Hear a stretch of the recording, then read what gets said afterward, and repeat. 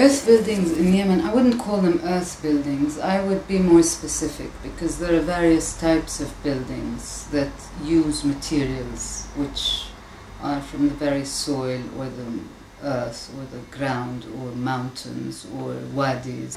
Regarding mud brick architecture, which has been my speciality or point of interest for the last at least 25, if not more years, I've worked in some great detail at establishing how these buildings are made.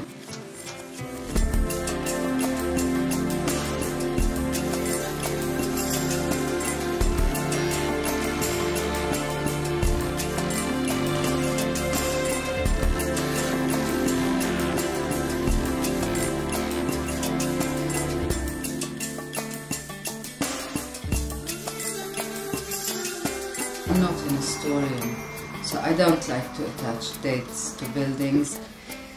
The buildings I've worked on definitely go back to 200, 300 and some more years, but we know for a fact that these buildings have been there since pre-Islamic times, so we're talking of civilizations as old as Saba, Queen of Sheba. And I think if you go back to Genesis, you'll find the mention of both Shibam and Tarim and Hadramut in the Torah. Now, how they're made is extremely complex, because Yemen is one of the most sophisticated civilizations that has maintained and continued to construct its buildings and its architecture with these materials. When you've got 7 and 8 and 9 floors constructed in sun-dried mud brick, it's already a huge feat, both engineeringly and construction-wise, and when it comes to design, it's superior.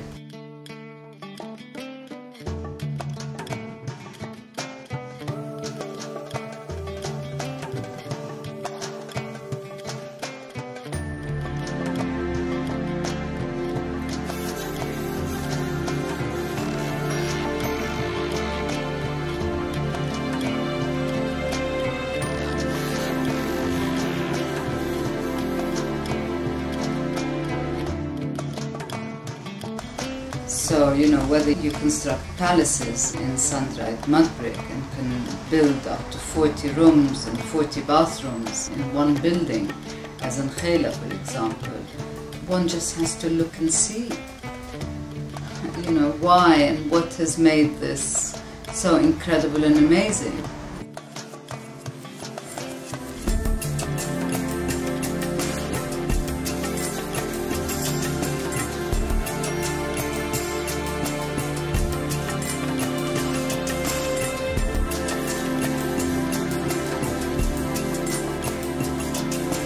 Do you know something? Apart from trying to be philosophical or sounding scientific about the ecology of these buildings, essentially the fact that this architecture has worked so well for hundreds of years for its inhabitants, and it's an architecture that can identify as a culture, as a deep, profound culture, which is very closely related to the socio-economics of communities that have lived there and that have mastered and been the masters of this civilization for so long, I think in itself ought to acknowledge the importance of it, ecologically and otherwise.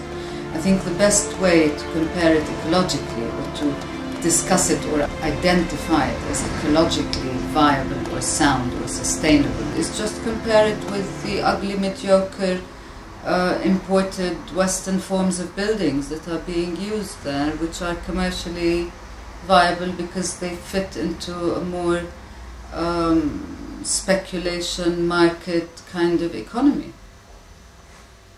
Culturally devoid, completely. It's not just that they are great because they're ecologically important. It's not that they are great because they are cheaper to build and because people know how to construct them. But it's because there's a very strong cultural, economic, social discipline related to the entire matrix that is built around them, you know, which makes these places very important, and it makes these places exceptional, and it makes these places comparable to any other beautiful city that you find in Florence or in Italy in the countryside.